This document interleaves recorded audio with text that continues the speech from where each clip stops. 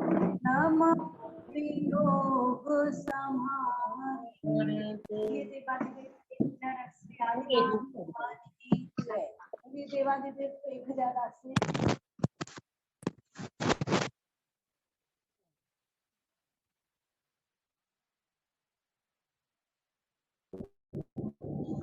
जी आपकी आवाज नहीं आ रही।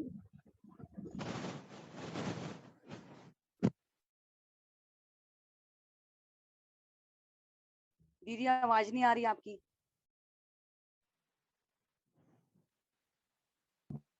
दीदी आवाज नहीं आ रही।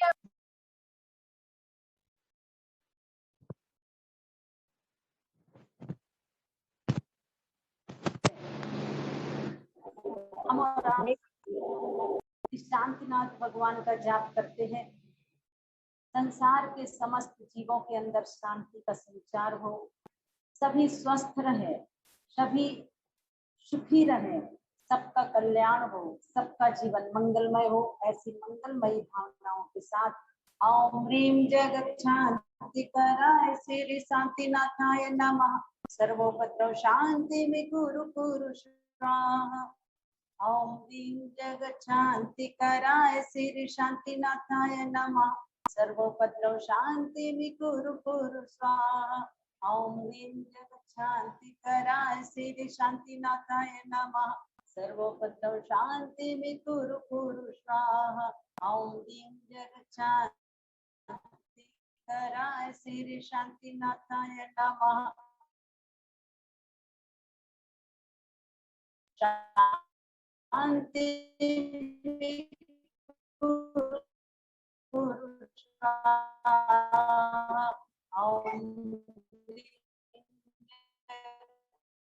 शांतिकराय श्री शांतिनाथाय नमः। शांतिनाथाय नमः। सर्वोपद्रव शांति में कुरु कुरु। ओम ह्रीं जगच्छांतिकराय शांति में कुरु कुरु स्वाहा। ओम ह्रीं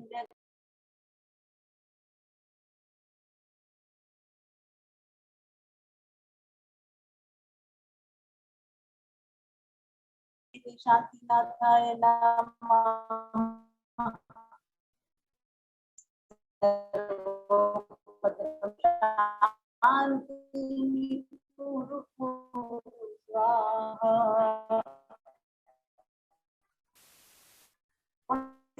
शांतिनाथ श्रावकों को प्रतिदिन 6 आवश्यक कर्तव्यों का पालन करना चाहिए।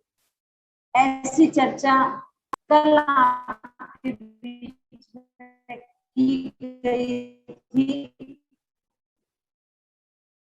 आचार्य पद्मनंदी महाराज पद्मनंदी पंचविधियों की चर्चा की है। श्रावक तभी श्रावक कहलाने का अधिकारी है जब वह अपने जीवन में इन 6 आवश्यक कर्तव्यों का पालन करता है। वो आवश्यक कर्तव्य सभी को याद हो गए होंगे। देव पूजा, गुरु उपासना, स्वाध्याय, संयम, तप और दान। कल मैंने आपको बताया था कि भगवान की पूजन करना कितना महत्वपूर्ण कार्य है। आज भले ही वो संस्कार हर व्यक्ति के अंदर नहीं रहे हैं जो संस्कार पहले के समय व्यक्तियों के अंदर होते थे। भले ही आपके पास कम समय हो तो भी आप कम से कम पूजन का अपने जीवन में अवश्य बनाइएगा। जरूरी नहीं है कि हम आपके पास अगर कम समय है तो आप कम समय में भी भगवान की पूजा कर सकते हो। और अगर आप ये सोच करके कि मेरे पास कम समय है, हम भगवान की पूजन करने नहीं जाते हैं, तो फिर आपके अंदर वो संस्कार नहीं रहेगा। और आपके अंदर जब वो संस्कार नहीं रहेगा तो आप अपने बच्चों को कैसे संस्कार प्रदान करोगे। इसलिए जितना समय है उतने समय में आप प्रभु की पूजन, जरूरी नहीं है कि आप 3-3 घंटे 2-2 घंटे और 1-1 घंटा बैठ करके पूजन करें तभी सच्चे पुजारी कहलाओगे। अगर आप 20-25 मिनट का टाइम लेकर के गए हो और आपके पास इससे ज्यादा टाइम नहीं है, तो आप बहुत अधिक पूजन ना करके एक पूजन भी भाव पूर्वक करते हो तो वह पूजन फलदायी होती है। तो पूजन का अर्थ कल मैंने आपको बताया था कि वास्तव में अपने मन को पवित्र करने की प्रक्रिया, मन को मांझने की प्रक्रिया का नाम पूजन है। जीवन की बुराइयों की विदाई कर देने का नाम पूजन है। और अष्ट द्रव्य कैसे चढ़ाना चाहिए? अष्ट द्रव्य चढ़ाते समय हमारे भावों में किस तरह का भाव आना चाहिए? तो जब भी आप जल समर्पित करते हो उस समय जल की धारा 3 बार छोड़नी होती है और इसी भावना के साथ कि हे भगवान, मेरा जन्म जरा मृत्यु रूपी रोग नष्ट हो जाए, इसी भावना से हम आपके श्री चरणों में ये जल समर्पित कर रहे हैं। जिस तरह जल का स्वभाव शांत और सरल तरल है, ऐसे ही शीतल है, ऐसे ही हमें अपने जीवन में शांत, सरल और शीतल रहने का प्रयास करना है। इसके साथ ही साथ दूसरे नंबर पर चंदन समर्पित कर,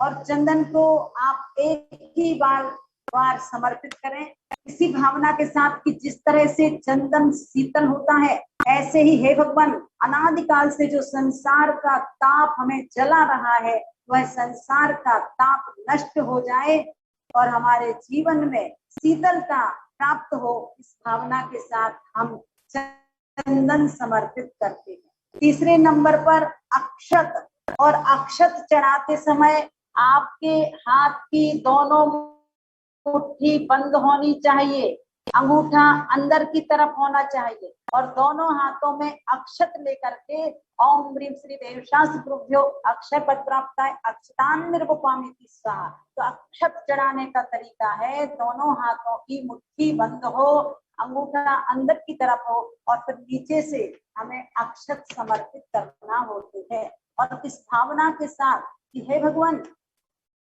जिस तरह से आपने अखंड पद की प्राप्ति की है, एक बार आपने जिस पद को प्राप्त कर लिया है, अब बार बार उस पद को नहीं पाना है, क्योंकि संसार के जितने भी पद हैं ये सब तो अस्थायी पद है, चाहे वो अध्यक्ष का पद हो, मंत्री का पद हो, कोषाध्यक्ष का पद हो, आदि आदि। परंतु हे भगवान, आपने जिस पद की प्राप्ति की है वो कभी क्षय को प्राप्त नहीं होता है।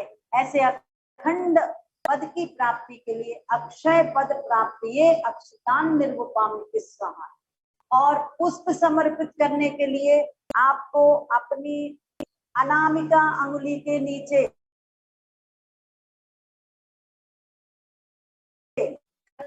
हाथों में पुष्प के यूं समर्पित करना है, पुष्पम निर्वपामि स्वाहा। आप ध्यान रखिएगा, देखेंगे कि आपको अपने अनामिका अंगुली, ये तो होती है तर्जनी अंगुली जो दूसरों की तरफ दिखाते हैं हम लोग, और ये होती है मध्यमा अंगुली बीच वाली बड़ी होती है जो, और उसके बगल में जो अंगुली होती है वो है अनामिका अंगुली। और ये अनामिका अंगुली के नीचे ही हमें अंगूठा स्थापित करना है दोनों हाथों में, और पुष्प लेकर के ओम ह्रीं श्री देवशास्त्रुभ्यो कामबाण विध्वंसनाय पुष्पम निर्वपामि स्वाहा।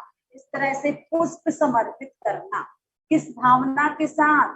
हे भगवान, अनंत काल से ये विषय वासना हमें परिभ्रमण करा रही है, इस विषय वासना से ऊपर उठ जाए, क्योंकि विषय वासना में अंधा व्यक्ति ना जाति देखता है, न दिन देखता है, न रात देखता है। वासना में अंधा होकर के वह वास्तव में ऐसे कुकृत्य कर जाया करता है जिस कारण से उसके ऊपर सभी अंगुलियां उठाते हैं। तो हे भगवान, मेरे जीवन में वो वासना ना रहे, जिस तरह से आपने वासना को जीत लिया है उसी तरह से मैं भी उस वासना को जीत सकूं। इस भावना के साथ काम बाण विध्वंसनाय पुष्पम निर्वपामि स्वाहा, ऐसी भावना के साथ आपको पुष्प समर्पित करना है। अब नैवेद्य समर्पित करने के लिए आप चाहें तो रकेबी में भी लेकर के चढ़ा सकते हैं, अन्यथा हाथों से भी चढ़ा सकते हैं। तो आप जिस समय नैवेद्य समर्पित करते हैं, क्षुधा रोग विनाशनाय, क्या बोल करके करते हो? हे भगवान, अनंत काल हो गया खाते पीते, परंतु आज तक इस क्षुधा रोग को हम समन नहीं कर पाए हैं। थोड़ी सी देर के लिए भी हमारी भूख कम हो जाती है। बुखार आने के बाद तो हम क्या कहते हैं भगवान जी के पास? तो कहते हैं, हे भगवान, क्षुधा रोग विनाशनाय नैवेद्यम निर्वपामिति स्वाहा। और अगर थोड़ी सी भी भूख कम हो जाती है तो हम कहाँ जाते हैं? डॉक्टर के पास। और डॉक्टर से कहते हैं, ऐसी कोई दवा दे दीजिएगा जिससे कि मेरी भूख खुल जाए। भगवान के सामने कुछ और भावना भाते हैं और डॉक्टर के पास जाकर के कुछ दूसरा ही प्रस्तुतिकरण करते हैं। तो देखिए, हम वास्तव में क्षुधा रूपी रोग को नष्ट करने की भावना से नैवेद्य समर्पित किया करते हैं। ऐसे ही दीप, हमारे जीवन में एक बाहर का अंधकार होता है, एक अंदर का अंधकार होता है। बाहर के अंधकार को तो हम जरा भी पसंद नहीं करते हैं। लाइट चली जाती है रात के समय, तुरंत कोई ना कोई व्यवस्थाएं हम बना लिया करते हैं। पर अज्ञान अंधकार, अहंकार का अंधकार, कषाय का अंधकार अनंत काल से हमारे अंदर है, उस अंधकार को दूर करने का हम प्रयास नहीं करते हैं। तो आइएगा, जिस समय आप प्रभु के श्री चरणों में दीप समर्पित करते हो, उस समय आप एक ही भावना भाइये कि हे भगवान, मेरे अंदर का अंधकार दूर हो जाए। इस भावना के साथ क्या समर्पित कर रहा हूँ? दीप समर्पित कर रहा हूँ। और इसके साथ ही साथ धूप, कैसे समर्पित करना धूप? आप अपनी मध्यमा अंगुली और अनामिका अंगुली के नीचे अंगूठा स्थापित कीजिए। ध्यान से देखेंगे, मध्यमा अंगुली और अनामिका अंगुली के ठीक बीच में आप अंगूठा स्थापित कीजिएगा और अष्टकर्म दहनाय धूपम निर्वपामिति, इस तरह से आपको धूप समर्पित करना है एक ही भावना के साथ कि हे भगवान, मैंने जिन कर्मों की गांठ स्वयं लगाई है, कर्मों की गांठ किसी और ने नहीं लगाई है। आपके परिणाम प्रतिफल जिस तरह के होते हैं, उन्हीं परिणामों से हम वैसा ही कर्म का बंध किया करते हैं। कर्मों को हम हंस हंस कर बांध लेते हैं, पर जब कर्म का उदय आता है, अपना फल प्रदान करता है, तो हम रोते हैं, चिल्लाते हैं, विलखते हैं, हे भगवान, मैंने तो ऐसे कोई कर्म नहीं किए, मुझे क्यों ये इस तरह का दुख और कष्ट सहन करना पड़ रहा है। तो वास्तव में हम जैसे कर्म करते हैं, उनका फल हमें वैसा ही प्राप्त होता है। किसी दूसरे के द्वारा किए हुए कर्मों का फल हमें नहीं मिलता है। हर व्यक्ति अपने अपने द्वारा किए हुए कर्मों का फल ही प्राप्त करता है। जो जैसा हम बोएंगे वैसा ही हम पाएंगे। आप सभी देखते हो, खेतों में जो बीज बोओगे वही फसल आएगी। और आप चाहो कि आम बो करके हम संतरे प्राप्त कर लें, गेहूं बो करके धान्य प्राप्त कर लें, तो ये असंभव है। जैसा करोगे वैसा भरोगे, ये नीति वाक्य आदि आदि ये सेंटेंस आप लोग समय समय पर सुनते रहते हो, पढ़ते रहते हो। तो हमें अपने जीवन में एक ही भावना भाना है कि हे भगवान, ये कर्म जो हमें कभी ऊपर ले जाते हैं, कभी नीचे ले जाते हैं, कभी बीमार बना देते हैं, कभी स्वस्थता प्रदान करते हैं, कभी सबल बना देते हैं, कभी निर्बल बना देते हैं, कभी हमारा सुंदर रूप बन जाता है, कभी हमारा बुरा रूप रहता है, ये सब कुछ कर्म के उदय से ही होता है। तो हमें इस तरह का प्रयास करना है कि हे भगवान, जिस तरह से आपने ध्यान के पुरुषार्थ से कर्म रूपी महान महान बड़े बड़े पर्वतों को तोड़ डाला है और आप कर्मों से रहित हो गए हो, वैसे ही मैं अपने जीवन में ऐसा पुरुषार्थ करूं कि आप जैसे कर्मों से रहित अवस्था को प्राप्त हो जाऊं। इस भावना के साथ ही अष्ट कर्म दहनाय धूपम निर्वपामिति स्वाहा। और जब आप फल समर्पित करते हो तो नुकीला हिस्सा अपनी तरफ होना चाहिए और दूसरा पोर्शन प्रभु के तरफ होना चाहिए, इस भावना के साथ कि हे भगवान, मोक्ष फल की प्राप्ति की चाहना है। मुझे और संसार के कोई भी पद नहीं चाहिए, कोई भी फल नहीं चाहिए है। मैंने बहुत इस संसार में सब कुछ प्राप्त कर लिया, पर मुझे वो चीज प्राप्त नहीं हुई है जिसको प्राप्त आपने किया है, जिसको प्राप्त करने के लिए आपने संसार का सारा वैभव छोड़ दिया है। वो बड़ा आकर्षण मुझे भी प्राप्त हो, इस भावना के साथ हम भगवान की पूजन करते हैं। तो आप सभी लोग भगवान की पूजन करते हो या नहीं करते हो मुझे नहीं पता। कुछ महिलाएं तो भगवान की पूजन से जुड़ी हुई होंगी, कुछ पुरुष वर्ग भी प्रभु की पूजन करते ही होंगे, परंतु जो लोग नहीं कर सकते हैं, अभी भले ही कोरोना काल चल रहा है, अभी मंदिरों में बहुत अधिक देर तक रुकने की व्यवस्थाएं नहीं है, दूर से दर्शन किए और अपने अपने घरों में आप लोग जा रहे हैं। पर जब अच्छा समय होगा, निश्चिंतता का, आप उस समय भगवान की पूजन कीजिए, क्योंकि पूजा ही हमें एक दिन पूज्य बना दिया करती है। हमारा लक्ष्य यद्यपि पूज्य बनने का नहीं है कि लोग मेरी पूजा करें, परंतु अपने आप ही हमें वह पद प्राप्त हो जाया करता है।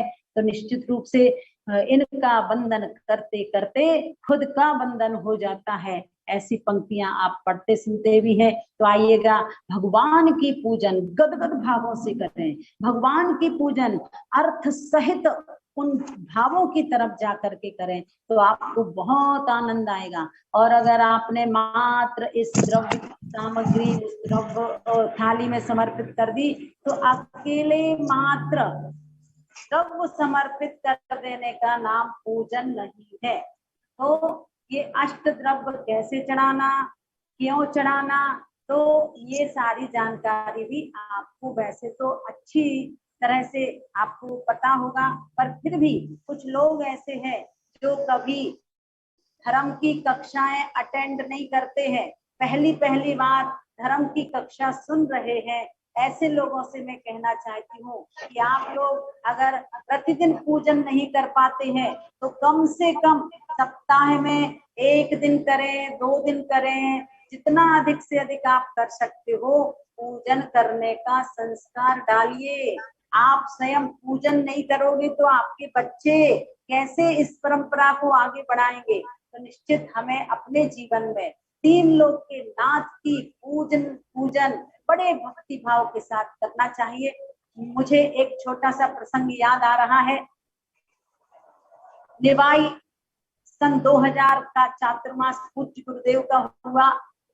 नसिया जी में पूज्य गुरुदेव का वर्षा योग चल रहा था, और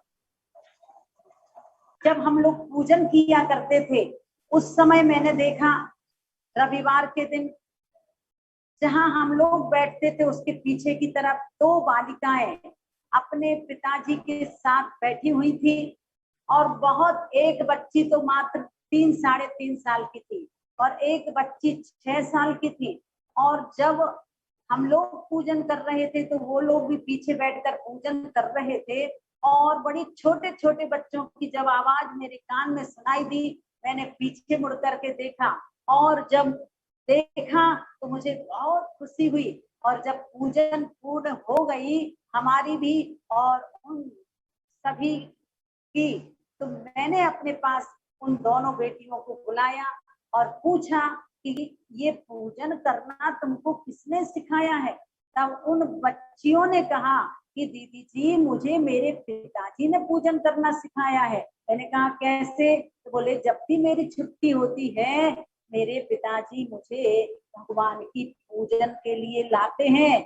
और मैंने उस बच्ची से जो 3.5 साल की थी, उस बच्ची से और भी अधिक अर्घ सुने, और उन्होंने वास्तव में बहुत ही अच्छे तरीके से अर्घ सुनाए। इतना ही नहीं, जिस समय निवाई में महावीराष्टक स्तोत्र की कक्षा मैंने प्रारंभ की थी, हमने सभी को प्रेरणा दी कि एक एक छंद या 2-2 छंद जितने भी मैं पढ़ा रही हूँ अर्थ सहित आप लोगों को शुद्ध उच्चारण के साथ याद करना है ये पद्य। तो देखिएगा वो 3 साढ़े 3 साल की बच्ची जिसको संस्कृत पढ़ना तो क्या हिंदी भी अच्छे से पढ़ना नहीं आती थी, उस बच्ची के अंदर कितनी लगन थी, कितनी रुचि थी। वह क्या करती थी, जैसे ही हम पढ़ा करके फ्री होते थे तो कभी मंजुला दीदी के पास, कभी मेरे पास आकर के कहती थी, दीदी हमको एक एक लाइन याद करा दीजिए। और वास्तव में उस बच्ची ने बहुत कम समय में ही वो महावीराष्टक स्तोत्र पूरा का पूरा याद कर लिया। और जब याद किया, उसने सबके बीच में सुनाया तो लोगों को भी आश्चर्य हुआ। और जब पहाड़ी गांव में, जिला भरतपुर में, राजस्थान में आता है, वहां पर पंच कल्याणक हुआ और विद्वानों की सभा चल रही थी। और वो बालिका जब आती है निवाई से तो उसको मंच दिया जाता है। और जब उस बालिका ने महावीराष्टक स्तोत्र इतनी भरी सभा में सुनाया तो सभी लोग बहुत प्रसन्न हुए। और वास्तव में ये है संस्कारों का प्रभाव। आप सभी तो अपने बच्चों के लिए क्या कहते हो कि समय नहीं है, स्कूल जाना होता है, ट्यूशन जाना होता है, इसलिए आप तो बच्चों को मंदिर भी नहीं भेज पाते हो। तो आइएगा, यही साथ में जाएगा, ना ये लौकिक पढ़ाई और ना ही ये धन वैभव, परिवार सब यही का यही रह जाएगा। हमारे साथ अच्छे बुरे भाव जाएंगे। इसलिए हमें कभी भी भगवान की पूजन करने में प्रमाद नहीं करना चाहिए। तो निश्चित रूप से आप सभी को 2 दिन से मैं बता रही हूँ भगवान की पूजन कैसे की जाती है, द्रव्य पूजन क्या है, भाव पूजन क्या है। और ये अकेले मात्र द्रव्य समर्पित कर देने का नाम पूजन नहीं है, भावों के साथ आप पूजन कीजिए। जैसे धनंजय कवि भगवान की भक्ति में लीन हो गए थे, उन्हें कोई बाहर की आवाज सुनाई नहीं दी। जब उनकी आंख खुलती है, देखते हैं कि मेरा इकलौता बेटा पड़ा हुआ है, वो किसी तंत्र मंत्र ज्ञाता के पास नहीं गए, किसी इसको उतारने वालों के पास नहीं गए हैं। वो तो सोचते हैं और कहते हैं भगवान से कि हे भगवान, आप ही मेरे लिए वैद्य हो, आप ही मेरे लिए तंत्र मंत्र ज्ञाता हो। और विशापहार स्तोत्र की रचना जैसे ही की कि ऐसा लगा जैसे वो बच्चा सो करके उठ गया हो। ये है भक्ति का महात्म। ये सब पंचम काल के प्रारंभिक समय की बातें हैं। आज भी अगर कोई सच्चे मन से प्रभु की भक्ति करता है, सच्चे दिल से प्रभु को पुकारता है, तो निश्चित उनके बिगड़े काम सुधर जाते हैं। और ये कहिए पाप कर्म पुण्य रूप में परिवर्तित हो जाया करता है। विश्वास कीजिए, भगवान की भक्ति में आज भी शक्ति है। और निश्चित जो जितनी अधिक श्रद्धा भक्ति के साथ प्रभु की पूजन आदि करते हैं, वह जन्म जन्म के संचित पाप कर्मों को क्षय करते हैं। ऐसा विश्वास आप अपने अंदर जगाइएगा तो निश्चित रूप से हमें यथाशक्ति समयानुसार भगवान की पूजन वैसे तो प्रतिदिन करना चाहिए, पर प्रतिदिन किसी कारणवश आप नहीं कर पाए तो जितना अधिक से अधिक दिन कर सकते हैं उतना अधिक से अधिक भगवान की पूजन करें। अब दूसरे नंबर पर आता है कि अष्ट द्रव्य ही क्यों चढ़ाते हैं।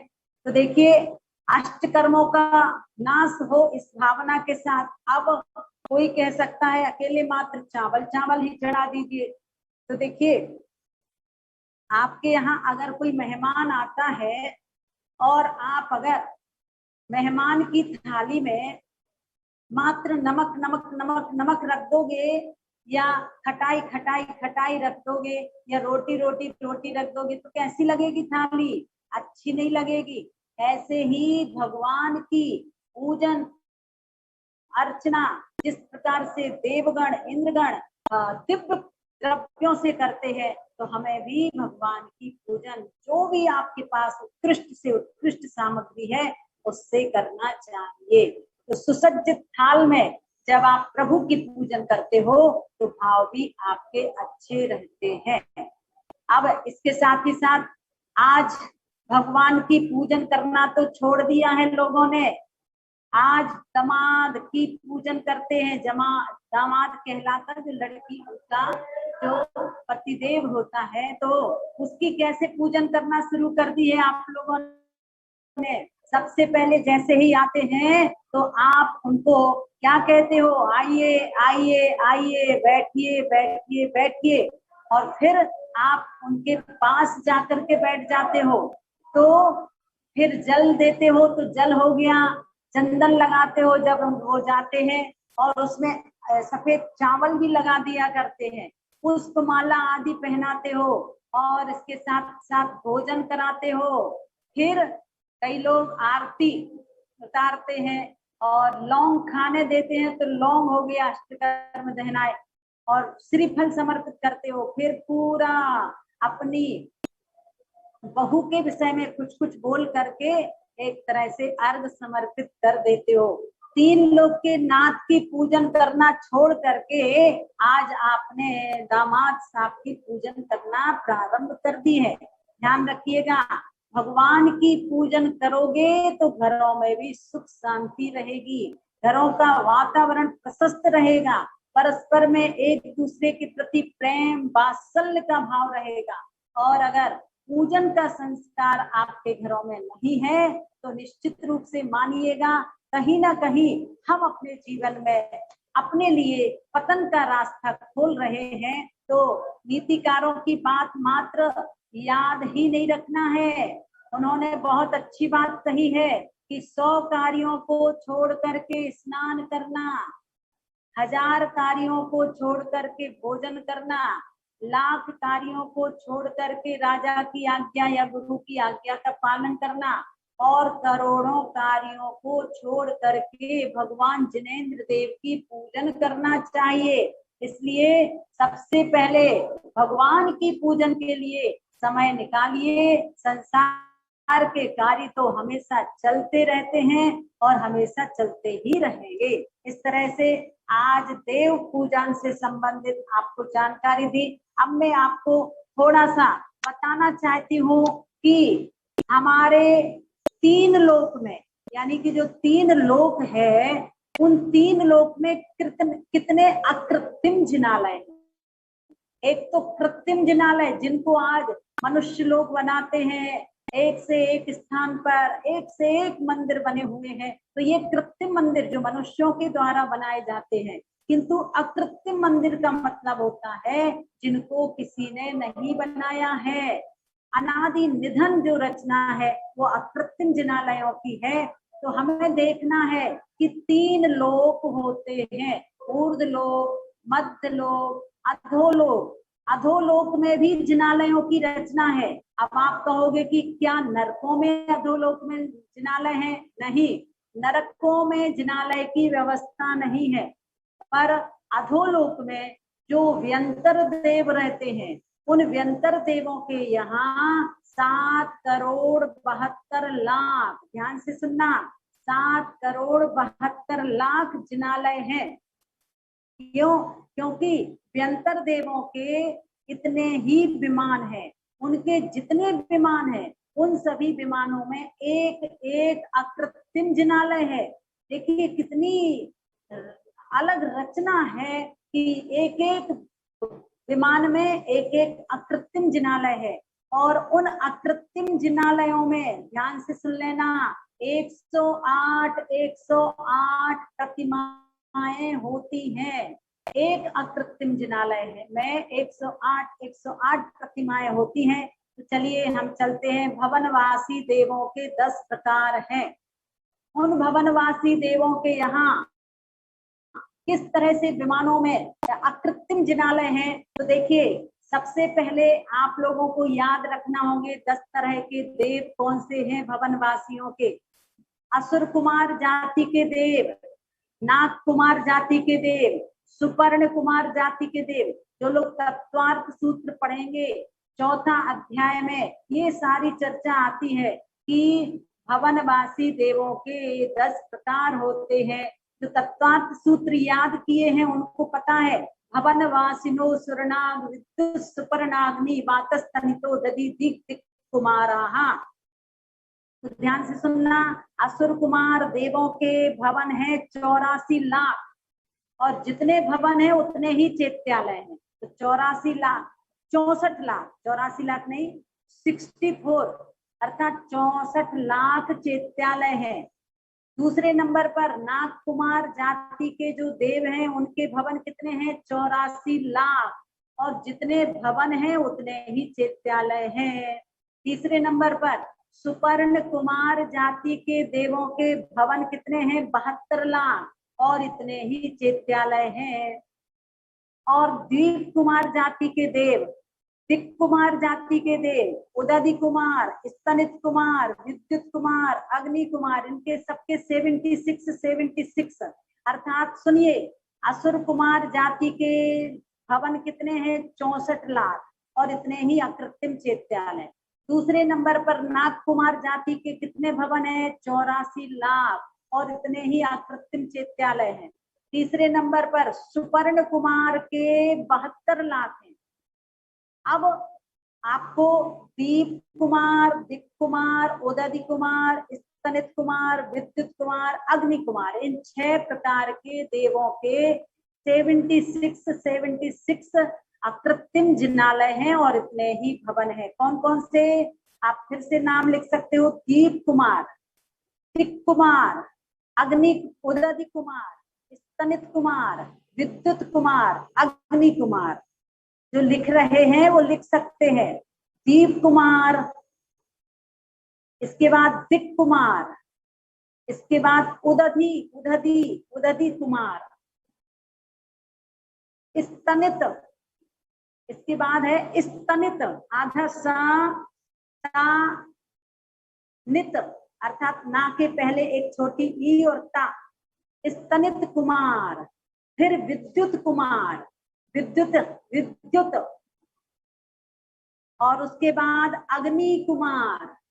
इनके 76 भवन हैं, और उतने ही चैत्यालय हैं। अब लास्ट में है वायु कुमार जाति के देव, वायु, और इनके 96 भवन हैं, और इतने ही अकृत्रिम चैत्यालय हैं। ध्यान रखना, ये भवन व्यंतर देवों के 7,72,00,000 भवन हैं, और 7,72,00,000 ही अकृत्रिम चैत्यालय हैं। अब इसमें इंटू कर देना 108। अब आप स्वयं समझ लेना कि इंटू करने से 7,72,00,000 में गुणा करिएगा 108 का, और कितनी संख्या आती है कल बताइएगा। क्योंकि एक एक अकृत्रिम चैत्यालय में 108 जिन प्रतिमाएं हैं, इतनी लंबी चौड़ी और इतनी मनोज्ञ भव्य प्रतिमाएं हैं। ध्यान रखना, ये प्रतिमाएं अरिहंत की भी हो सकती हैं, सिद्ध परमात्मा की भी हो सकती है। अब विशेषता कैसे समझोगे? अष्ट प्रातिहारी से युक्त जो प्रतिमाएं हैं वो अरिहंत की प्रतिमाएं हैं, और अष्ट प्रातिहारी से रहित जो प्रतिमाएं हैं वो सिद्ध भगवान की प्रतिमाएं हैं। ध्यान रखना, आप लोग सुनना ध्यान से आज का विषय। और जब आप सामायिक करते हो उस समय आपको पूरे अकृत्रिम जिनालयों की वंदना करना चाहिए कि व्यंतरों के कितने अकृत्रिम जिनालय हैं। भवनवासी और ज्योतिषी देवों के असंख्यात विमान हैं, और असंख्यात ही चैत्यालय है। ध्यान से सुनना, क्या भवनवासी, व्यंतर देव, तो भवनवासियों के तो आपने पढ़ लिए हैं 7,72,00,000, और व्यंतर देवों व्यंतर देव के असंख्यात विमान है। इसी तरह से भवनवासी देवों के भी असंख्यात विमान है, और उनमें जितने विमान हैं उतने चैत्यालय हैं। अब आइएगा ऊर्ध्व लोक में जो कल्पवासी देव हैं, वैमानिक देव जिन्हें कहा जाता है, उनके विमान कितने हैं और उनमें कितने अकृत्रिम चैत्यालय हैं? तो ऊर्ध्व लोक के अकृत्रिम चैत्यालयों की संख्या है 84 लाख। लिख सकते हो आप लोग, 84,97,000, 97,023। इस तरह से ये ऊर्ध्व लोक की बता देते हैं 84 97,023 ये ऊर्ध लोक जो कल्पवासी देव हैं उनके यहाँ इतने भवन हैं और जितने भवन हैं उतने ही चैत्यालय हैं। एक बात ध्यान रखना, सभी अकृत्रिम चैत्यालयों का मुख अधिकांश पूर्व दिशा में होता है और मध्य लोक जहां पर हम और आप रह रहे हैं, विपिन भाई बुढ़ाना वालों की ये भावना थी कि दीदी जी आप पूरे अकृत्रिम जिनालयों की संख्या बता दीजिए, तो उनकी भावनाओं को पूर्ण करने के लिए मैंने आज ये प्रसंग लिया है कि इस 3 लोक में कितने अकृत्रिम जिनालय हैं जिनको हमने आपने नहीं बनवाया, ये अकृत्रिम है, अनादिकाल से है, अनंत काल तक रहेंगे, किसी ने बनाए नहीं है। तो मध्य लोक में कितने हैं उसको और देख लीजिएगा और मात्र संख्या याद रखेंगे। आज कल विस्तार करेंगे कि मध्य लोक में किस तरह से 458 अर्थात 458 जिनालय हैं मध्य लोक में जहां हम और आप सभी रहते हैं। आप देखिएगा, टोटल कीजिएगा, 7,72,00,000 प्लस 84,97,023 और प्लस 458, इनको टोटल कीजिएगा तो ये कितने अकृत्रिम चैत्यालय हो गए? 8,56,97,481। देखो आप भी जोड़ना अपने आप पर, 8,56,97,000 यानी 97,481 अर्थात 481 अकृत्रिम चैत्यालय इस 3 लोक में है।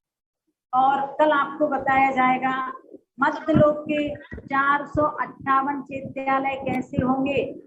दीदी 56 लाख आके बोल दो।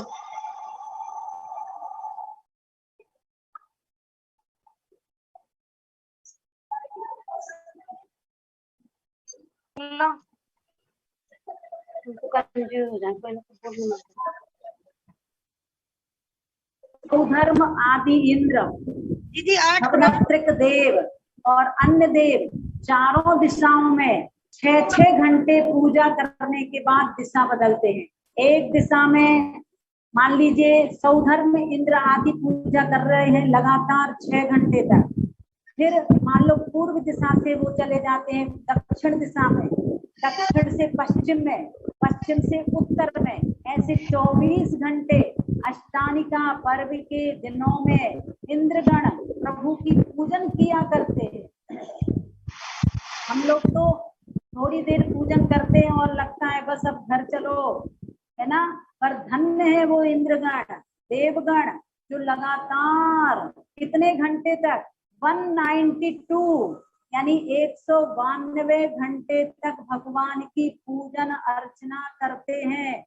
ध्यान रख लीजिए कितने घंटे हो जाएंगे, 192, क्योंकि 24 घंटे तो करते ही हैं, ऐसे 8 दिन तक करते हैं, तो 24 × 8 कर दीजिएगा।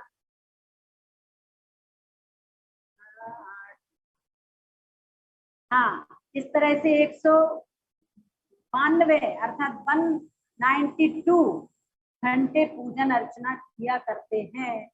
अब इसके साथ ही साथ अपनी जो चर्चा चल रही है इतने दिनों से, वह चर्चा चल रही है 6 ढाला ग्रंथ की। 6 ढाला ग्रंथ की तरफ मैं आपको ले चलती हूँ। सर्वप्रथम पंडित दौलत राम जी ने मंगलाचरण किया।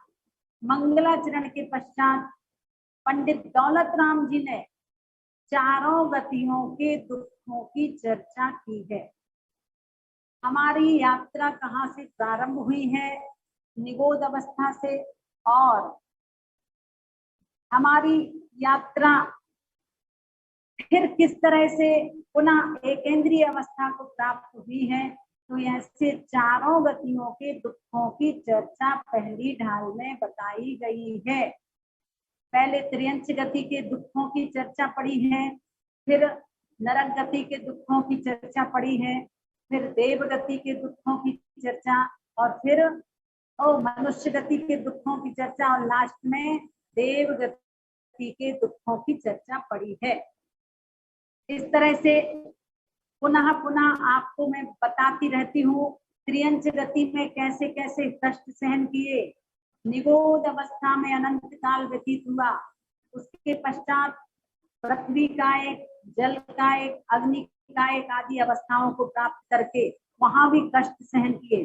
कितनी बार हम जल की बूंदें बने, कितनी बार हम मिट्टी का ढेला बने, कितनी बार हमने वायु कायिक जीवों में जन्म लिया है, कितनी बार हम वनस्पति कायिक बने हैं। इस तरह से अनंत काल हमारा व्यतीत हो चुका है। और फिर विकलत्रय अवस्था में कभी 2 इंद्री, कभी 3 इंद्री, कभी 4 इंद्री अवस्था को प्राप्त हुए, और कभी असैनी पंचेंद्री पर्याय को प्राप्त किया, कभी सैनी पंचेंद्री पर्याय को प्राप्त किया। इस तरह से हमने अनंत काल तक त्रियंच गति के कष्टों को सहन किया। और फिर संक्लेश परिणामों के कारण नरक गति में घोर वेदना सही। वहां पर भी पृथ्वी संबंधी, नदी संबंधी, वृक्ष संबंधी, सर्दी संबंधी, गर्मी संबंधी, भूख संबंधी, प्यास संबंधी और असुर कुमार जाति के द्वारा जो कष्ट दिए जाते हैं, इस तरह से 8 प्रकार की वेदना हमने नरकों में सहन की। और इसके साथ ही साथ 5 प्रकार के दुखों की चर्चा, गर्भावस्था की, जन्म अवस्था की, बाल अवस्था की, यौवन अवस्था की और वृद्धावस्था, इस तरह से 5 अवस्थाओं की चर्चा आपने सुनी है। और देवगति में भी कभी यह जीव अकाम निर्जरा किया तो भवनत्रिकों में देव हो गया, वहां पर विषय चाय रूपी दावानल में जलता रहा। और कभी यह जीव वैमानिक देवों में जन्म लिया तो सम्यक दर्शन के बिना दुखी रहा, और फिर वहां से एकेंद्रीय अवस्था को प्राप्त हो गया। इस तरह से पहली ढाल पूरी हुई। और दूसरी ढाल में किसकी चर्चा है? अग्रहित मिथ्या दर्शन, ग्रहित मिथ्या दर्शन, अग्रहित मिथ्या ज्ञान, ग्रहित मिथ्या ज्ञान, अग्रहित मिथ्या चारित्र और ग्रहित मिथ्या चारित्र। मात्र 6 बातों की चर्चा दूसरी ढाल में है। अब फिर विस्तार करोगे तो 7 तत्वों की भूल, कुगुरु, कुदेव, कुधर्म का लक्षण, कौन है खोटे गुरु, कौन है खोटे देव, कौन है खोटा धर्म, ये सब चर्चाएं की हैं। हमें सच्चे देव शास्त्र गुरु की शरण को प्राप्त होना है, खोटे देव शास्त्र गुरु की शरण में नहीं जाना। अन्यथा जैसे पत्थर की नाव स्वयं डूबती है, दूसरों को डुबोती है, ऐसे ही जो खोटे गुरु होते हैं, जो राग द्वेष से युक्त होते हैं, अपने पास धन रखते हैं, परिग्रह रखते हैं, वो वास्तव में पत्थर की नाव के समान हम स्वयं डूबते हैं और दूसरों को भी डुबोते हैं।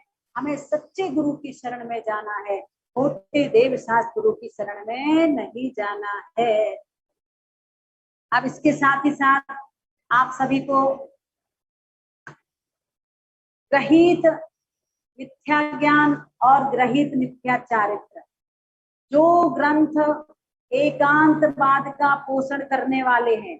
एकांतवाद का मतलब मैंने पहले भी बताया था कि अकेले मात्र निश्चय की चर्चा जिन ग्रंथों में है, अकेले मात्र व्यवहार की चर्चा है, निमित्त की चर्चा, उपादान या अकेले मात्र रागी द्वेषी के द्वारा लिखे गए हैं जो विषय कसायों का पोषण करने वाले हैं, ऐसे ग्रंथों को पढ़ना सच्चा ज्ञान प्राप्त नहीं होगा इनसे। ये ग्रहित मिथ्या ज्ञान है। और जो ख्याति पूजा लाभ आदि की भावना से अनेक प्रकार के कुतब तपते हैं, वो ग्रहित मिथ्या चारित्र से युक्त होते हैं। पंडित दौलत राम जी ने दूसरी ढाल में कहा है कि हे भव्य प्राणियों, अगर तुम अपना कल्याण करना चाहते हो तो मिथ्या दर्शन, मिथ्या ज्ञान, मिथ्या चारित्र को छोड़ो, क्योंकि इसके कारण ही हमारी ये संसार की यात्रा चल रही है। अब क्या करना है? अब हमें सम्यक दर्शन, सम्यक ज्ञान, सम्यक चारित्र को धारण करना है। तो कैसे धारण करें, हम इनको समझेंगे तभी तो धारण कर पाएंगे। तो आइएगा, तीसरी ढाल में भी आप सभी को बताया गया है मोक्ष मार्ग 2 प्रकार का है, निश्चय मोक्ष मार्ग और व्यवहार मोक्ष मार्ग। व्यवहार मोक्ष मार्ग जो कारण है और निश्चय मोक्ष मार्ग जो साध्य है। तो हमें ये दोनों ही मार्ग हैं, पहले व्यवहार मोक्ष मार्ग होगा, फिर निश्चय मोक्ष मार्ग होगा। आप जब तक 49 सीढ़ियां नहीं चढ़ लोगे, 50वें नंबर की सीढ़ी पर नहीं चढ़ सकते, क्योंकि हमने आपको उदाहरण दिया था कि आपको 50 सीढ़ियां लांग करके उस मंजिल के पास जाना है। तो आपको बताया था कि 50वें नंबर की सीढ़ी तो निश्चय मोक्ष मार्ग है और शेष जो सीढ़ियां हैं वो व्यवहार मोक्ष मार्ग है। तो हमें भी ये मोक्ष मार्ग है, ये मोक्ष नहीं है, इस पर भी ध्यान देना। ये तो मोक्ष का मार्ग, रास्ता बताया है कि इस रास्ते पर चलोगे तो ही मोक्ष मिलेगा। तो व्यवहार मोक्ष मार्ग का मतलब क्या है, मुनि मुद्रा धारण करना जरूरी है, 28 मूल गुणों का पालन करना जरूरी है, ये सब व्यवहार मोक्ष मार्ग है। और फिर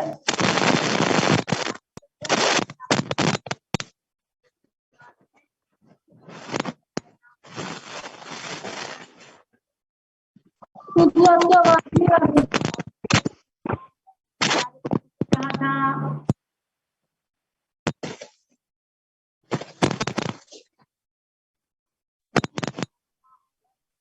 दीदी आपकी आवाज नहीं आ रही है। आवाज नहीं आ रही आपकी? दीदी आपकी आवाज नहीं आ रही। दीदी आवाज नहीं आ रही आपकी?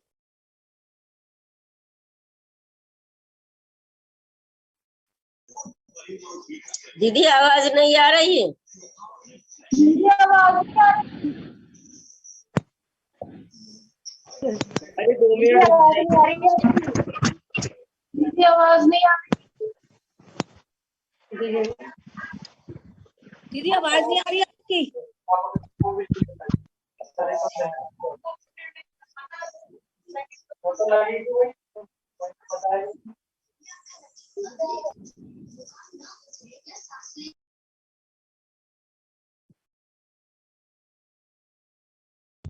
दीदी आवाज नहीं आ रही।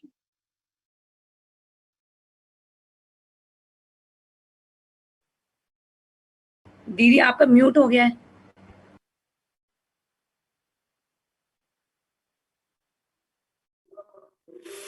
दीदी को मैसेज कर दो।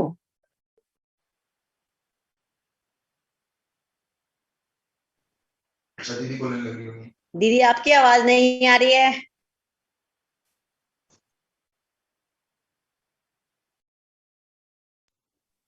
दीदी आवाज नहीं आ रही है।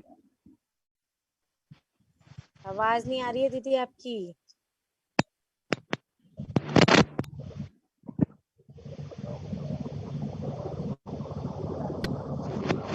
दीदी आवाज नहीं आ रही ना आवाज, आप लोगों को आवाज आ रही कि नहीं? दीदी अब आइए, आ रही अब है। आइए आवाज, अब आइए। आ रही है ना? जी। हाँ, देखिए, अंतरात्मा का मतलब बताया था, शरीर और आत्मा को जो अलग अलग मानता है, उस अंतरात्मा के 3 भेद किए थे। सबसे पहले उत्तम अंतरात्मा, मध्यम अंतरात्मा, जघन्य अंतरात्मा। मैं इसलिए ये विषय दोहरा देती हूँ ताकि आपको पक्का विषय हो जाए। उत्तम अंतरात्मा कौन है? 24 प्रकार के परिग्रह से रहित शुद्धोपयोगी मुनि महाराज जो 12वें गुण स्थान वर्ती है, वो उत्तम अंतरात्मा है। मध्यम अंतरात्मा कौन है? 5म गुण स्थान वर्ती एलक जी महाराज, चुल्लक जी महाराज, आरिका माता जी, जितने भी प्रतिमाधारी हैं और जितने प्रतिमाधारी घर में रहने वाले श्रावक श्राविकाएं हैं, वो भी मध्यम अंतरात्मा है। यानी 5वें गुण स्थान से 11वें गुण स्थान तक के सभी जीव मध्यम अंतरात्मा। अब जगन अंतरात्मा कौन है? जगन अंतरात्मा है चतुर्थ गुण स्थान वर्ती जीव, अर्थात जिनको सम्यक दर्शन हो गया है, सच्चे देव शास्त्र गुरु पर विश्वास है, 7 तत्वों का यथार्थ श्रद्धान जिनके अंदर है, ऐसे सभी जीव जघन अंतरात्मा कहलाते हैं। अब परमात्मा के कितने भेद किए थे? 2, एक सकल परमात्मा और एक निकल परमात्मा। सकल परमात्मा अरिहंत परमेष्टि शरीर सहित आत्मा, और निकल परमात्मा अर्थात सिद्ध परमेष्टि शरीर रहित आत्मा। इस तरह से सबका लक्षण पड़ा था। अब आपको 3 प्रकार की आत्मा को जान करके क्या करना है, तो बताया है पंडित दौलत राम जी ने कि हमें वैराग्यपने की बुद्धि छोड़ना है, यानी जो शरीर आत्मा को एक मानता है, इस बुद्धि को छोड़िए और शरीर आत्मा को अलग अलग मानिए। क्यों? क्योंकि जब अंत में हम और आप सभी इस शरीर को छोड़कर दूसरी पर्याय में चले जाते हैं तो क्या होता है? ये शरीर यहीं पड़ा रह जाता है।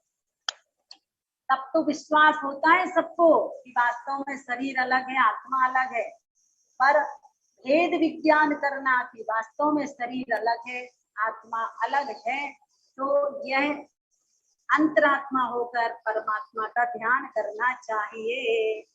अब इस तरह से जीव तत्व की चर्चा करने के बाद अजीव तत्व की चर्चा सुनी थी आप लोगों ने। अजीब किसे कहते हैं? जिसमें जानने देखने की शक्ति नहीं होती है, उसको अजीब कहते हैं। उस अजीब तत्व के 5 भेद बताए थे। उद्गल, धर्म, अधर्म, आकाश, काल। ध्यान रखिएगा, उद्गल किसे कहते हैं? जिसमें 8 प्रकार का स्पर्श, 5 प्रकार का रस, 5 प्रकार का वर्ण, 2 प्रकार की गंध पाई जाती है, वो उद्गल कहलाता है। कल बता दिया था, फिर भी विषय दोहरा रहे हैं। फिर बताया था धर्म द्रव्य किसे कहते हैं? जो चलते हुए जीव पुद्गलों को चलाने में सहयोगी होता है, वो धर्म द्रव्य है।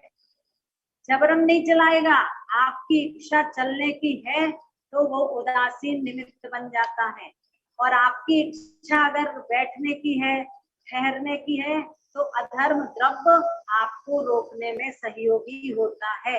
इसके लिए उदाहरण दिए गए थे, जिस तरह से मछली को चलाने में जल सहयोगी होता है, ट्रेन को चलाने में पटरी सहयोगी होती है, ऐसे जब अपन को चलने की इच्छा होती है तो धर्म द्रव्य सहयोगी होता है, और जब ठहरने की इच्छा होती है तो अधर्म द्रव्य ठहराने में सहयोगी होता है।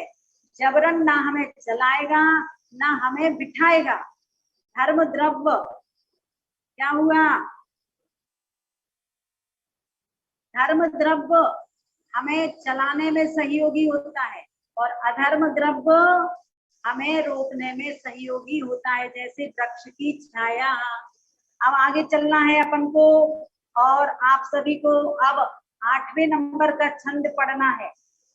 सकल द्रव्य को वास जास में, सो आकाश पिछानो, नियत वर्तना निस दिन सो, व्यवहार काल परिमानो। यो अजीव अवरासो सुनिए, मन वचिताय त्रियोगा, मिथ्या अविरति अरु कसाय, परमाद सहित उपयोगा। क्या कहते हैं पंडित दौलत राम जी? आकाश द्रव्य की परिभाषा बताते हैं। समस्त द्रव्यों को जो स्थान देता है, जो निवास देता है, वो आकाश द्रव्य है। ये जो आकाश दिखाई देता है, अपन लोग कहते हैं कि ये आकाश है, आसमान, उसको आकाश मत समझना। पूरे लोक में आकाश द्रव्य है। अगर आकाश द्रव्य नहीं होता तो अपन कहाँ रहते? तो ये आकाश द्रव्य का लक्षण, समस्त द्रव्यों को जो निवास देता है, वह आकाश द्रव्य कहलाता। सकल द्रव्य को वास जास में सो आकाश पहचानो, उसको आकाश द्रव्य जानना चाहिए। अब काल द्रव्य का मतलब क्या हुआ? जो नियत वर्तना निस दिन सो व्यवहार काल परिमाणी, जो वर्तना अर्थात प्रत्येक पदार्थ में, प्रत्येक द्रव्य में जो प्रति समय परिणमन होता है। देखिए, हम बड़े अच्छे से कहते हैं कि हम नया कपड़ा लाए हैं, पर याद रखना जिस समय से कपड़ा बना है उसी समय से उसमें परिवर्तन शुरू हो जाता है, अर्थात उसमें उसी समय से पुरानापन आना शुरू हो जाता है, नयापन खत्म। तो ये परिवर्तन है। ऐसे ही हमारे अंदर भी हम जब से जन्म लिए हैं उसी समय से हमारे अंदर परिवर्तन होना शुरू हो जाता है। हम लोग अपने आप को वृद्ध कब मानते हैं? जब जर्जर हो जाता है शरीर, पर वास्तव में देखा जाए कि तो प्रत्येक समय हमारे शरीर में परिवर्तन होता रहता है, हर चीज में परिवर्तन होता है। तो ये जो परिवर्तन है वो नियत अर्थात निश्चय काल द्रव्य है। और जो घड़ी घंटा, 1 महीना हो गया, 2 महीना हो गया, 4 महीना हो गया, ये जो है ये व्यवहार काल है। तो कहते हैं परिणमन तो निश्चय द्रव्य है, निश्चय काल द्रव्य है। और निस्दिन सो अर्थात दिन रात, घड़ी घंटा आदि ये सब व्यवहार काल जानना चाहिए। काल के दो भेद हैं, काल द्रव्य के दो भेद हैं, एक निश्चय काल, एक व्यवहार काल। ऐसे ही आकाश के दो भेद हैं, एक लोकाकाश और एक अलोकाकाश। लोकाकाश किसे कहते हैं? जहाँ 6 द्रव्य रहते हैं वो लोकाकाश कहलाता है, और जहाँ मात्र एक आकाश ही आकाश द्रव्य है, 6 द्रव्य जहाँ पर नहीं है वो अलोकाकाश कहलाता है। अब देखिए लॉकडाउन भी खुल चुका है, यानी कि आपकी दुकानें खुल चुकी हैं, इसलिए मुझे लगता है कि अब पहले जितने लोग अध्ययन करते थे उतने लोग अध्ययन नहीं कर पा रहे हैं, पर यूट्यूब आदि पर जाकर के जिनको रुचि है, लगन है, वो वहां से सुन सकता है। तो देखिएगा ये अचेतन के जो 5 भेद किए थे, उद्गल, धर्म, अधर्म, आकाश, काल, इनकी परिभाषाएं भी आपने समझ ली है। उद्गल किसे कहते हैं? जिसमें स्पर्श रस गंध वर्ण पाया जाता है वो उद्गल है। धर्म द्रव्य किसे कहा? जो चलते हुए जीव और पुद्गलों को चलाने में सहयोगी होता है वो धर्म द्रव्य है। और जो ठहरते हुए जीव पुद्गलों को ठहराने में सहयोगी होता है वो अधर्म द्रव्य है। और जो समस्त द्रव्यों को स्थान देता है वो आकाश द्रव्य है। और जो परिवर्तन कराने में माध्यम बनता है वो काल द्रव्य है। लोकाकाश, अलोकाकाश, इस तरह आकाश के दो भेद हैं, ध्यान से सुनना। जहाँ 6 द्रव्य रहते हैं वो लोकाकाश कहलाता है, और जहाँ मात्र एक आकाश ही आकाश है वो अलोकाकाश कहलाता है। ऐसे ही काल द्रव्य के दो भेद हैं, एक निश्चय काल, एक व्यवहार काल। नियत वर्तना अर्थात जो प्रत्येक द्रव्य में परिणमन होता है वो तो निश्चय काल है, और उस परिणमन कराने में जो सहयोगी होता है वो व्यवहार काल है। जैसे घड़ी, घंटा, रात, दिन आदि आदि ये सब व्यवहार काल कहलाता है। अब देखिए क्या कहते हैं पंडित दौलत राम जी, तीसरी पंक्ति, क्यों अजीब, इस तरह से अजीब के 5 भेद बता दिए हैं।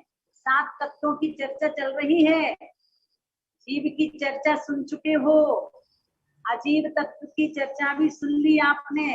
अब क्या है तीसरे नंबर पर? तत्व आश्रव। और आश्रव किसे कहा था? आश्रव कहा था कर्मों के आने के द्वार को आश्रव कहते हैं। जैसे नाव में छिद्र हो गए हो और आप उसमें बैठ गए हो तो क्या होगा? नाव में उन छिद्रों से पानी आना शुरू हो जाता है। ऐसे ही हमारी आत्मा में भी किस किस के द्वारा कर्म का जल आना शुरू हो जाता है? कहते हैं मन वच काय त्रियोगा, अर्थात मन वचन काय। जिस व्यक्ति के मन वचन काय जितने चंचल होंगे, चंचल होने का मतलब जानते हो ना, मन जिसका चलायमान होगा, दूसरे के विषय में बुरा सोचेगा, खोटे भाव लाएगा, ईर्ष्या छल कपट करेगा, उस व्यक्ति के उतने अधिक ही कर्म बनते हैं। ऐसे ही वचन, जो व्यक्ति जितना अधिक बोलता है, व्यर्थ में बोलता है, गाली गलौज करता है, कठोर शब्द बोलता है, उस व्यक्ति के उतने ही अधिक पाप मतलब कर्म का बंध होता है। और शरीर, शरीर से जो जितनी अधिक चेष्टा करता है, व्यर्थ में ही हाथ पैर चलाता है, व्यर्थ में ही और ऐसे काम करता है जिससे अपना कोई प्रयोजन नहीं है, तो ये सब काय से हम कर्म का बंध करते हैं। तो देखिएगा कैसे कर्म का बंध करते हैं। मन वचन काय, ये जितने चंचल होंगे उतने ही हमारे कर्म बंधते हैं। अब किन किन परिणामों से कर्म बंधते हैं? मिथ्यात्व, अविरति, प्रमाद, कसाय, ये हमारे जो विकारी परिणाम है। अभी आपने मिथ्यात्व को पढ़ लिया है, 7 तत्वों के प्रति जो विपरीत श्रद्धान है उसका नाम है मिथ्यात्व। मिथ्यात्व जब तक हमारे अंदर रहेगा तब तक कर्म का बंध होता रहेगा। इसलिए हमें क्या करना है? मिथ्यात्व दशा को छोड़िए और अपने अंदर सम्यक दर्शन प्राप्त कीजिए। अविरति अर्थात 5 इंद्रिय और मन को बस में नहीं करना, ये अविरति है। हम लोग रात दिन क्या करते हैं? इन इंद्रियों की पूर्ति में लगे रहते हैं, मन की पूर्ति में लगे रहते हैं। जब देखो तब इंद्रिय और मन के विषयों की पूर्ति करते हैं। एक दिन हमने बताया था कि आत्मा रूपी सेठ अकेला है और आत्मा रूपी सेठ की टेबल पर 5-5 घंटियां टनटनाती है। कभी स्पर्शन इंद्री की घंटी टनटनाती है, अरे रे गर्मी लग रही है, लाइट चली गई है, फिर आप इन्वर्टर कनेक्शन कर लेते हो, जनरेटर चला लेते हो। तो ये स्पर्शन इंद्री की पूर्ति कर दी आपने।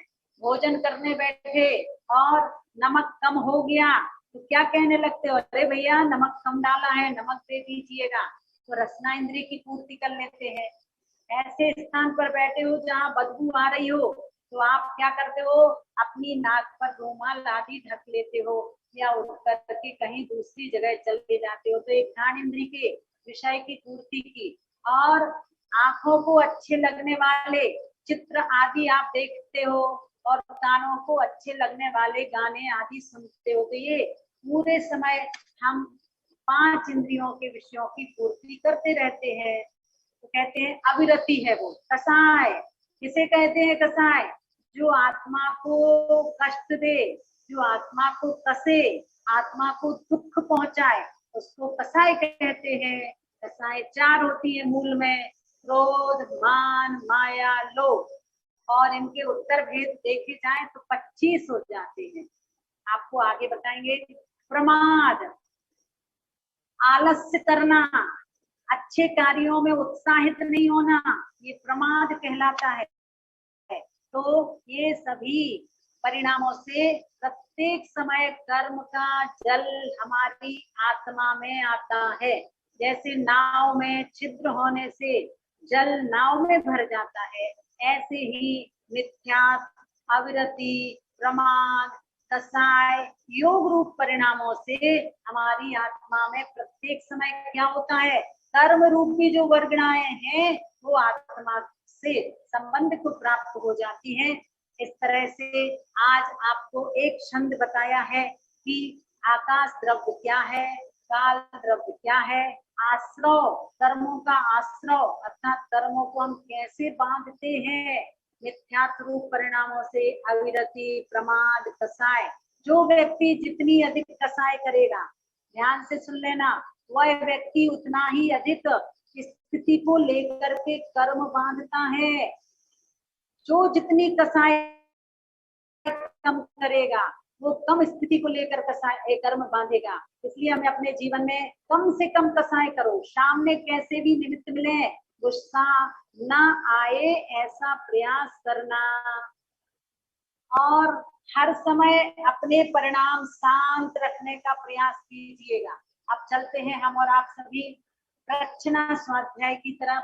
सभी लोग जिनसे पूछा जाए वही प्रश्न का उत्तर देंगे। प्रश्न का उत्तर में सबसे पहले सरोज जी। सरोज जी आप बैठी हैं क्या? अपनी आवाज खोल सकती हो क्या? हाँ चलिएगा, मैं पूछती हूँ। सुशीला जैन है एक, इसमें दूसरी सुशीला जी, क्या उत्तर देंगी वो? 12। हाँ सर, सुलेखा भाभी जी की मम्मी है क्या?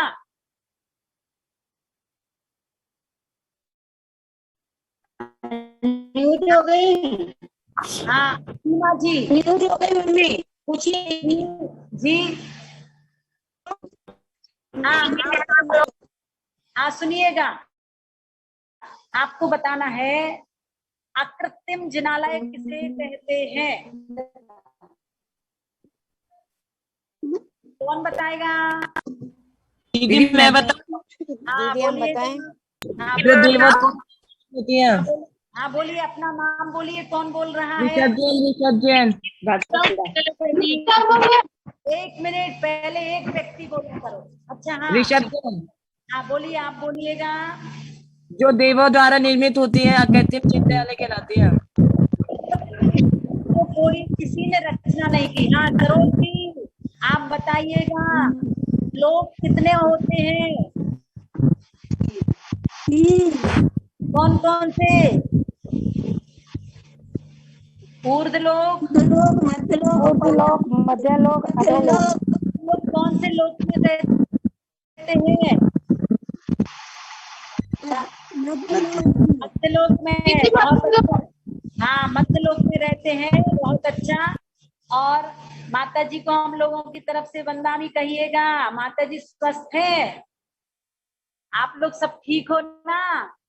हाँ अच्छा जी, अब आपको बताना है सुधा भाभी जी। सुधा जी बताएंगी, और ये बताएंगी कि नंदीश्वर द्वीप कौन से नंबर का द्वीप है?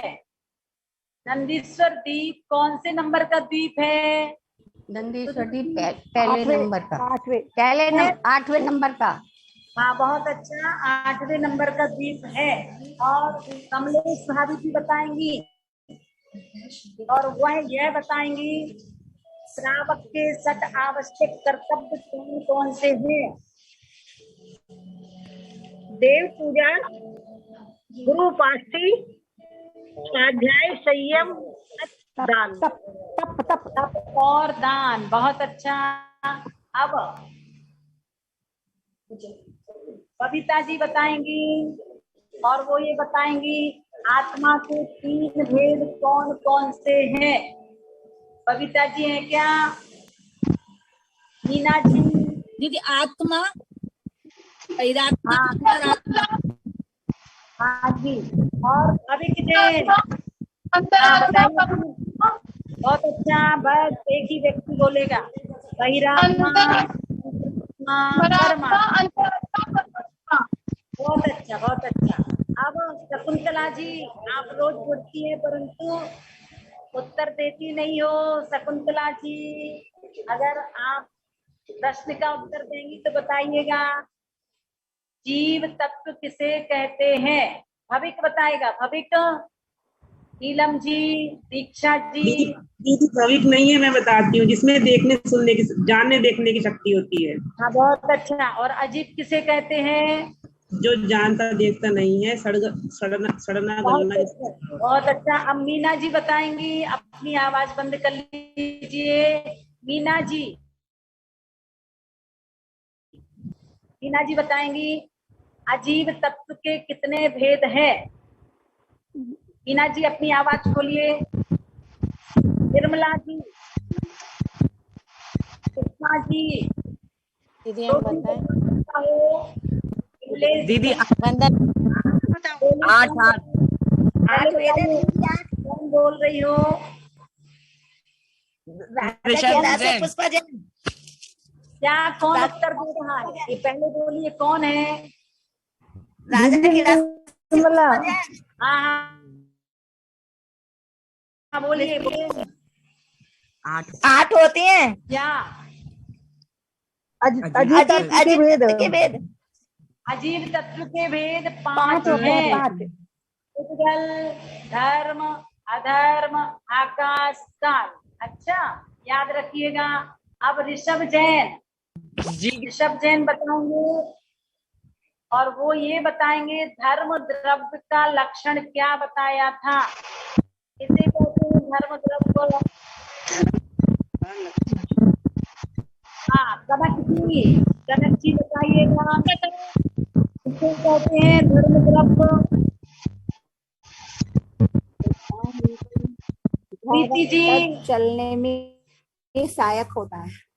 हाँ बहुत अच्छा। संगीता जैन। किसने उत्तर दिया? संगीता जैन। अच्छा जी। और अब बताना वो भावना बहन। वंदना दीदी। आप बताइए। हाँ अधर्म द्रव्य किसे कहते दीदी हैं? जो रोकने में सहायक हो। किसको रोकने में? जीव द्रव्य को रोकने में जो सहायक है। जीव और हाँ जीव रोकने में सहायक है वो अधर्म द्रव्य हाँ। है। अब आपको बताना है। बबीता जी यहाँ जुड़ी हुई है तो बबीता जी उत्तर देंगी। दूसरे अध्याय में दूसरी ढाल में पंडित दौलत राम जी ने क्या चर्चा की है? दीदी दूसरी ढाल में पंडित दौलत राम जी ने मिथ्यात्व की चर्चा की है। उसमें मिथ्यात्व उन्होंने दो तरह का बताया, ग्रहित और अग्रहित। और उसमें अग्रहित मिथ्या दर्शन, ग्रहित मिथ्या दर्शन, अग्रहित मिथ्या ज्ञान, ग्रहित मिथ्या ज्ञान, अग्रहित मिथ्या चारित्र, ग्रहित मिथ्या चारित्र। बहुत अच्छा। अब किरण जैन बताएंगी और किरण जी बताएंगी कि नरक गति के कष्टों की चर्चा में कितने प्रकार के कष्टों की चर्चा पंडित दौलत राम जी ने की है। बताइएगा। वंदना दीदी। हाँ जी। दीदी वहां पर सर्दी इतनी होती है कि। एक मिनट पहले तो आप कहाँ से हो? दीदी मैं मधुबन से। दीदी कहाँ? मधुबन। चलिए बोलिएगा। दीदी मनीष की बहन है। अच्छा अच्छा अच्छा अच्छा ठीक है बहुत अच्छा। आप बोलिए। दीदी नरकों में जमीन इतनी। हाँ देखिए उत्तर स्पष्ट दीजिए। वहां पर भूमि संबंधी भी कष्ट बताया था, वृक्ष संबंधी, नदी संबंधी कष्ट, और सर्दी का, गर्मी का, भूख का, प्यास का, और असुर कुमार जाति के देवों का। इस तरह से कष्ट। हाँ अब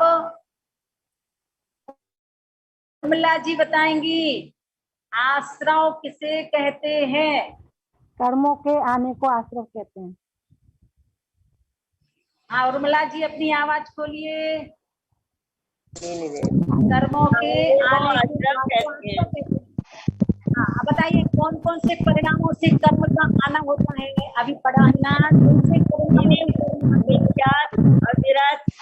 बंद और कसाय। हाँ बहुत अच्छा। और सविता जी बताएंगी। परमेष्ठी कितने होते हैं? जुड़ी हुई है क्या सभी? कौन कौन से? आचार्य जी, उपाध्याय। हाँ और कितने परमेष्ठी कसाय सहित हैं? कितने परमेष्ठी कसाय सहित हैं? हाँ कनक जी बताएंगी। 3 पर। प्रीति दीदी आचार्य परमेष्ठी, पाथेय परमेष्ठी और साधु परमेष्ठी। हाँ इन 3 परमेष्ठियों के अभी कसाय है।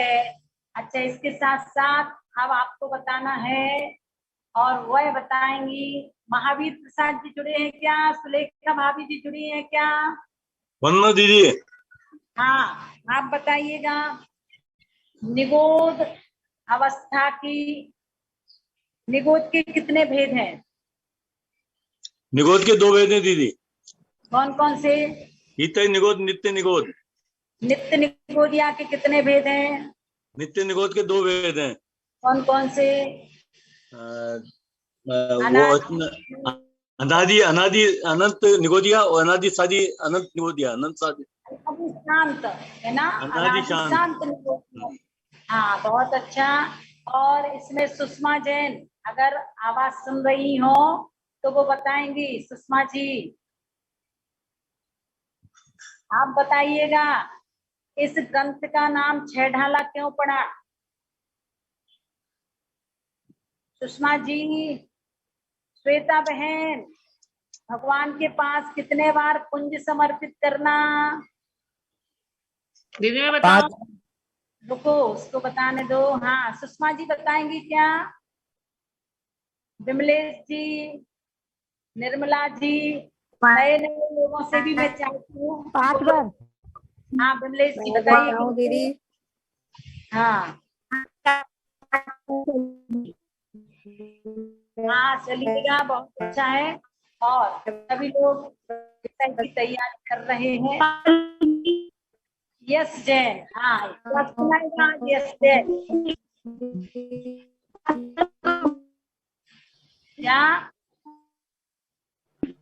क्या सुनाओगे? 5 हाँ बोलिएगा। आनंद, आज चक्रेश जी नहीं जुड़े हैं क्या? चक्रेश जी, चक्रेश जी, हाँ, शिक्षा की मम्मी बताएंगी और वो ये बताएंगी त्रस्त किसे कहते हैं। अपनी आवाज खोलिएगा। त्रस्त किसे कहते हैं? आवाज खोलिए। दीदी मालूम नहीं। त्रस्त किसे कहते हैं? नहीं मालूम। 2 इंद्रिय से लेकर पंचेंद्रिय तक के जीव कहते हैं क्या? 2 इंद्रिय, 3 इंद्रिय, 4 इंद्रिय, 5 इंद्रियों को त्रस्त कहते हैं। अच्छा जी, अब इसके साथ ही साथ चक्रेश जी है क्या? चलिएगा, बस समय वो नहीं है दीदी, कोई बात नहीं। और अब आप सभी 15 तारीख को प्रातःकाल 9:15 बजे अपने अपने घरों में मस्तिष्क पर रखकर जुलूस निकालें। जो जितना जो भी झंडा भी ले सकते हो, और छोटी सी पालकी आदि जैसे भी जो कुछ हो उसमें विराजमान करके भी आप मतलब चल सकते हो। तो जो जितना अधिक जिस रूप से इस श्रुत पंचमी के दिन जुड़ेगा बहुत अच्छा है। और अपनी वीडियो भी छोटी सी बना करके भेज सकते हैं। आज की क्लास यही समाप्त करते हैं। जावाणी के ज्ञान ते सूझे लोका नमो सदा देवी दिलवाणी मारती गोद फूलने जो तेरे देव भजो गुरु सेवा निरंतर और सदा यही मोक्ष का फल। सब मंत्रों में श्रेष्ठ है महामंत्र।